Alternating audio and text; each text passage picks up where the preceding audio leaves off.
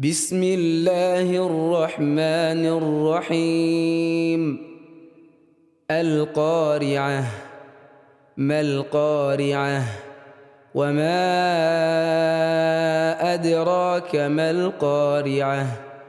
يوم يكون الناس كالفراش المبثوث وتكون الجبال كالعهن المنفوش فأما من ثقلت موازينه فهو في عيشة راضية وأما من خفت موازينه فأمه هاوية وما